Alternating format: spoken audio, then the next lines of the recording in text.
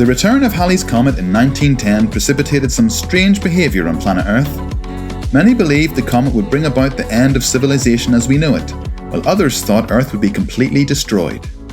This episode I'm talking to historian Richard Goodrich, whose new book, Comet Madness, explores how Halley's close encounter made our planet's populace go a little bit crazy.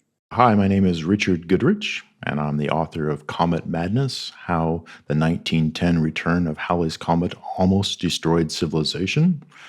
I am a PhD from St. Andrews University and spent 9 years living in the UK, in Scotland, and in Bristol, and have spent about 20 years in the classroom teaching mostly ancient history.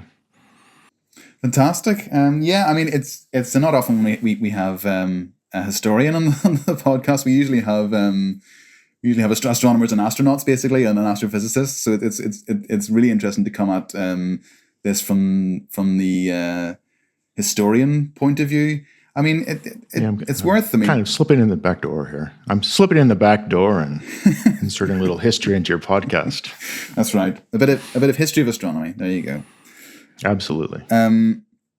It's worth. I think going all the way back to what inspired you to write the book, because you cover lots of different types of history, and as you said, ancient history is your thing. This is sort of like late Victorian. What grabbed you about the story and made you decide to pursue it? Well, I'd have to say serendipity and being willing to follow things wherever they lead. So when I was teaching in the United States, one of the classes I taught was a senior thesis class, and all of our history majors would have to write a 10,000-word thesis. And one year, because this tends to be a rather challenging project for a lot of the students, and so one year I decided I would share their pain. And so I decided I would write a 10,000-word thesis and walk through the 9 assignments that I had them do on the way to that final goal.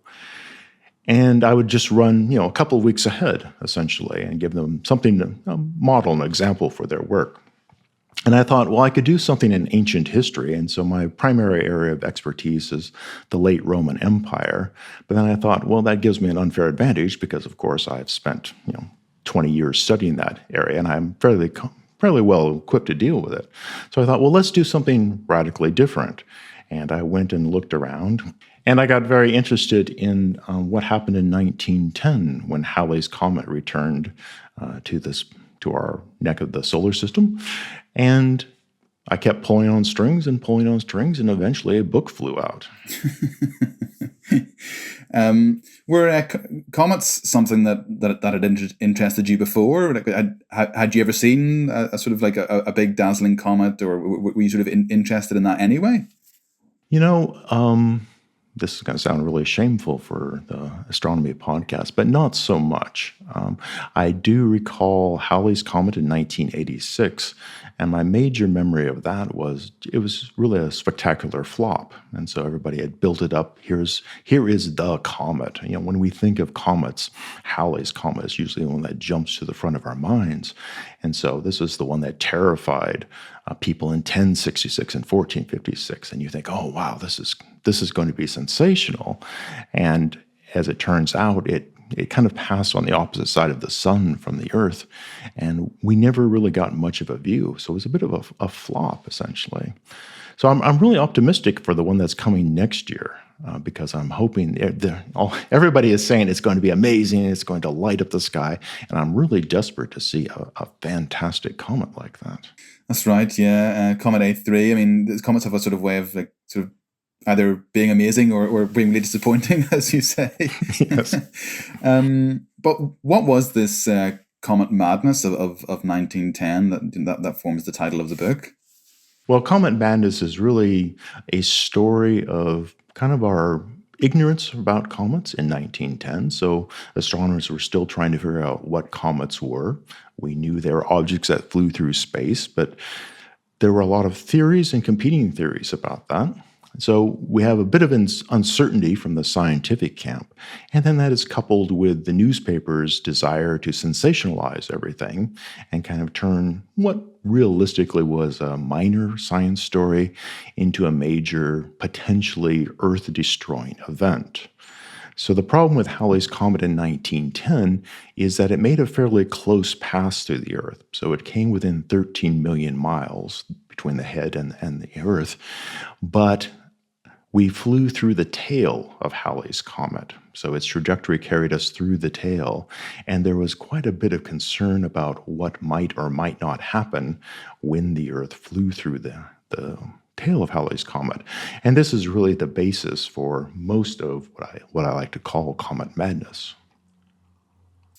It's sort of what you're describing there for what the sort of media sensation. It sort of feels like not much has changed in the past 100 years or so. You still get that with like astronomical events like solar flares and things. It's well, the worst thing that could happen is it destroys the entire Earth. Did you sort of see similarities between today's sensationalist media and what was happening back then? Yes, there's an absolute parallel between the two because really media hasn't changed. So from 1910, we've added radio, television, the internet as our major news sources, but still the business model's the same. So any media organization only exists to publish news that will then get enough readers or viewers to generate advertising revenue. That's not changed in more than 100 years. And so the same economic forces that drove events back then are still driving events today. And so you need to have stories that are exciting, maybe stories that are slightly exaggerated in their importance in order to capture your reader or viewer's attention. So what were some of the biggest misconceptions, or were there any some really particular outlandish misconceptions as to what would happen when Comet Halley finally arrived? Yes, basically there were four major, what we call them, points of fear, if you will.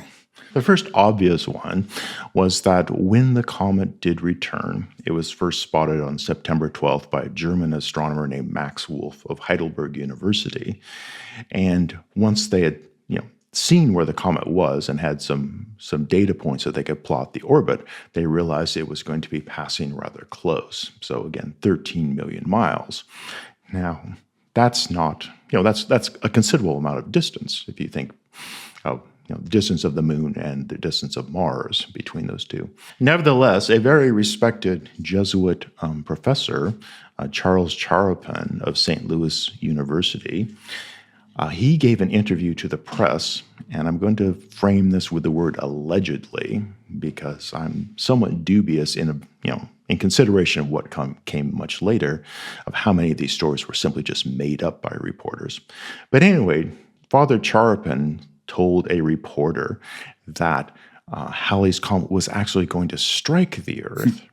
And when it did, that would usher in the end times that Jesus had prophesied in the Gospels. So, the stars falling from the heavens and the Son of Man returning and the earth would be destroyed. Now, you have to understand that Charles Charapin, he's not a crackpot. He's a highly respected astronomer in his age. And so for somebody with this stature and authority to allegedly say this, and of course in America, it gets pumped out on the Associated Press and it goes everywhere. And this is an age where all your news comes from basically newspapers. That's your only conduit of information. I mean, that's something that could be rather terrifying right out of the gate. So direct comet strike was the first major concern. More reputable astronomers weighed in and said, no, that's not going to happen. We've already plotted the orbit. We know exactly where it's going to go. It is going to come close, but it's not going to hit us. So that was the first concern. The second concern occurred in early January of 1910. Now, Halley's Comet is going to fly by the Earth on May 18th of 1910. So you're getting a several-month run-up in which newspapers can publish all kinds of wild stories and accounts. In January of 1910, suddenly in the southern hemisphere, a new comet appeared in the sky, and this was Comet A1910. And so it was actually discovered by 3 South African miners, and they were the first ones to spot it. But it sort of snuck up on the Earth. At this time, the southern hemisphere was not well covered by observatories, so we didn't see it till it was very close and very bright. And this reignited the fear that here was Halley's Comet, and the scientists had been wrong, and it had swerved off course and was now bearing right down upon the Earth. Again, the astronomers could diffuse that by saying, well, no, actually, we can still see Halley's Comet in our telescopes. You can't, but we can. So it's right where it should be. Don't worry about that. However, in late January of 1910, the sun began to rise in Paris, and it rose and rose, and it finally crested 30 feet 5 inches above its normal level. And this was the largest flood in Paris's history. A third of downtown Paris was completely underwater by this. And so this raised a second question. Is it possible that comets cause extreme flooding? And if that's the case, what happens when Halley's Comet, which is going to come much closer to us than Comet A 1910 did, will we have just a universal deluge? Now, I think one of the interesting things was Edmund Halley himself, who, of course, first discovered the periodicity of Halley's Comet. He had actually worked for a time on the theory that the Noah's flood was caused by a comet. But he had never reached an actual conclusion, but he had worked on that idea some. And so there was, of course, some concern that when Halley's Comet passed very close, this could happen, trigger a universal flood. So that was the second concern. The third one, and this is the one I really like a lot, was, again, we don't know at this time exactly what a comet is. So there are a lot of theories about it. But what is the head of a comet? Is it rock? Is it some sort of ice? Is it something else? Who knows? We don't know. And so an amateur astronomer named Edwin Nolte put out his theory, which was that the head of the comet is actually a large lens, essentially, made out of gaseous vapors. And this lens focuses the light of the sun into this incredibly powerful beam of energy. And that's what the tail is. Well, I don't know when you were growing up, if you ever went out to the playground at recess and played with magnifying glasses and burned things, but the idea of this magnifying glass essentially flying past the Earth and scorching the Earth with this concentrated energy, this was also something to be concerned about. Now, Nolte himself didn't believe it was going to burn the Earth, and he thought what would happen is just the energy would disrupt things geologically. So you would have volcanoes erupting. You would have earthquakes happening across the Earth. You would have gases in mines exploding and having huge underground explosions, but not a literal scorching. So that also was a very big concern. It's really interesting hearing you talking about having read. Obviously, you were able to go back and find the articles that you're talking about and actually read them, and then that's where you've gotten the information from. I'm just wondering, did you find that quite refreshing? Because presumably when you're studying ancient history, you don't have sources like that. So for all of a sudden you're like, well, it's only 100 years ago. We've got all this written resources that I can actually use here. That was really an amazing part of this experience because, as you say, the classical canon is, for the most part, closed and has been closed for many years. I mean, occasionally you find some new manuscript or a lost manuscript that we knew about but had never seen a copy of. But realistically, if you're studying Eusebius's Life of Constantine, not much has changed on that in a couple hundred years. And so you have realistically a very limited range of sources. But when I started digging into all these newspaper databases and magazine databases and old books that were written about this period, yes, the number of sources was rather daunting to look at. And when you were rifling through them, did you find many reports about Halley's Comet that were just, sensible and conservative, just saying Halley's Comet's going to be passing by and it'll be absolutely fine? Absolutely. And this is where the road splits, I think, because there really isn't a serious astronomer working at this time who thinks that we're going to be destroyed. and that is really illustrated, I think, best in the fourth way we could die. Because remember, we're going to pass through the tail of the comet. Well, what happens then? We'll be surrounded by comet gases, and the Earth will be poisoned and we'll be asphyxiated. Possibly. In the early 1910, early part of the year, they discovered cyanogen gas in the comet's tail, which is a very close relative of cyanide. And so this increased the fear dramatically, because now you're going to have this incredibly potent poison floating around us and seeping into the air.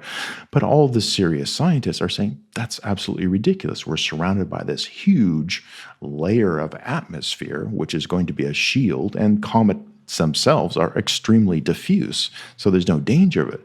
But that really is going to drive the story. And the media has this lovely tendency of kind of pairing a very wacky theory, like we're all going to die, with reassurances of more reputable scientists, in opposing columns, essentially. But they're throwing that out there, and people do become very terrified about that. And one of the sort of biggest, I suppose, consequences of that, as you explore in the book, was the way sort of private enterprise leapt upon that with all sorts of ways of saving yourself. Now, I think private enterprise is a little harsh. It tended to be more, I would say, con men, basically. But yes, you had people who were selling Comet insurance policies.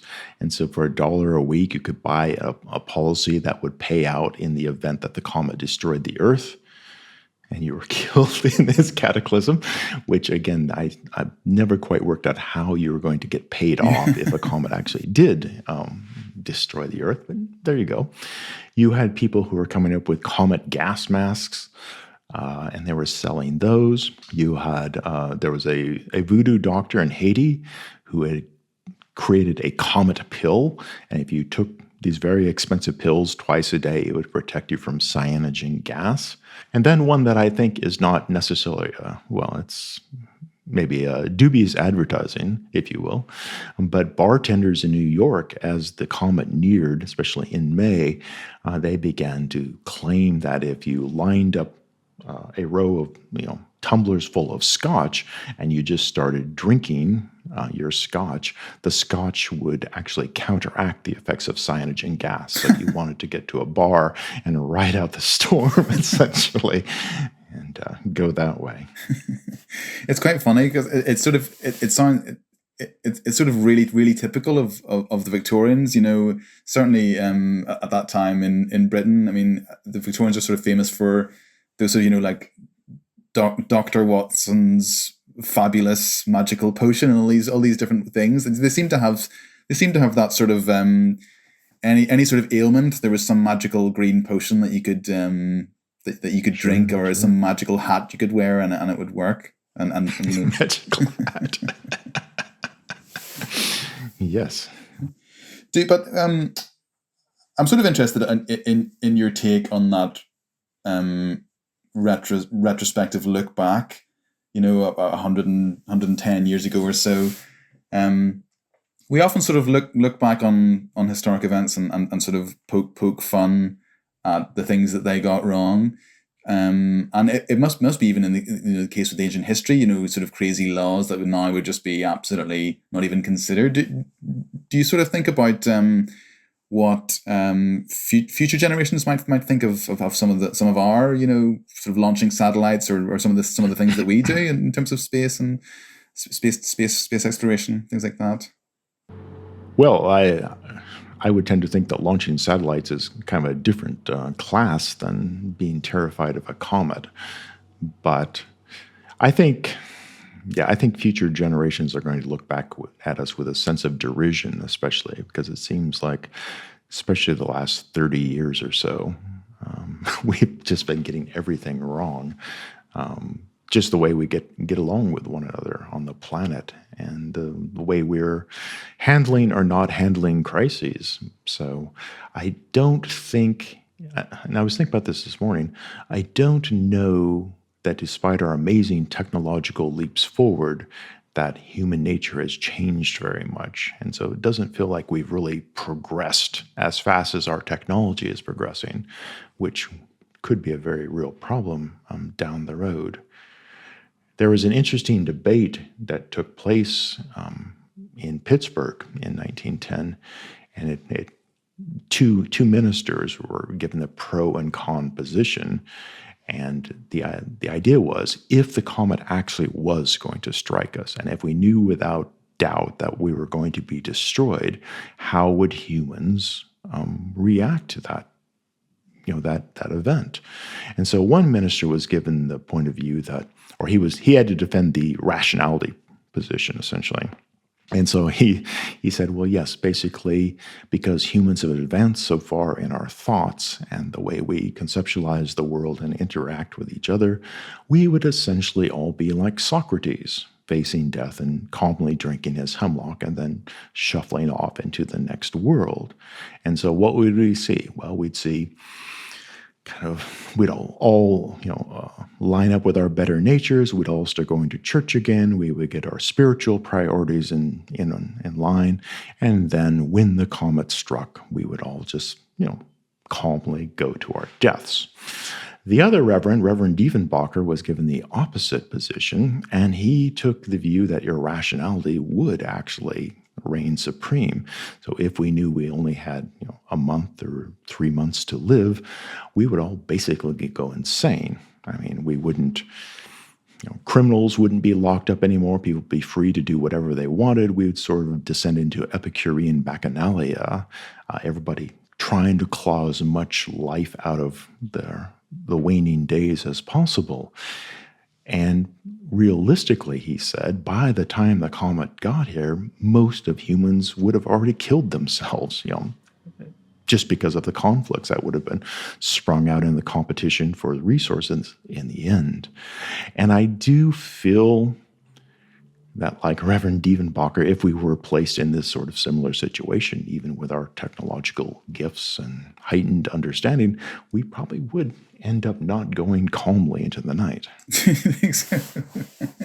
It reminds me of that film that was out a year or two ago. The name escapes me. Yes. You know the one I mean, with Jennifer Lawrence and Leonardo DiCaprio? That's where the comet is bearing down on the Earth, right? Yeah, and actually strikes. Oh, what was? Yeah. No, it's called Don't Look Up, I think, or something like that. No, that's it. That is it. Yeah. Yes, and so the astronomer there, he just kind of gathers calmly with his family as their last meal together, and then everything comes apart, which I don't know. I'm not as optimistic about it as that. And were you able to gauge from newspaper articles and other resources what actually happened when Halley's Comet did appear in 1910 and everything was fine? Yeah, everybody lived. Well, actually, everybody lived except, and I shouldn't say that, that's a bit glib. Everybody lived except those people who killed themselves. So a lot of people were actually very frightened by the newspaper stories that they read, and they didn't want to go through asphyxiation by comet gas, and they decided the better thing to do would just be to preempt that experience and kill themselves. So several people did actually kill themselves, which was a rather tragic outcome of all of this. It was interesting because the newspapers had really built this up into a big event. In the last week of coverage, it's front page news, front page stories on every newspaper, and kind of excitement growing and growing. And then essentially nothing happens. We slip through the tail, and much as the scientists had said, well, that's it. That's the end of the story. So if you're a newspaper editor, it's been a tragic disappointment.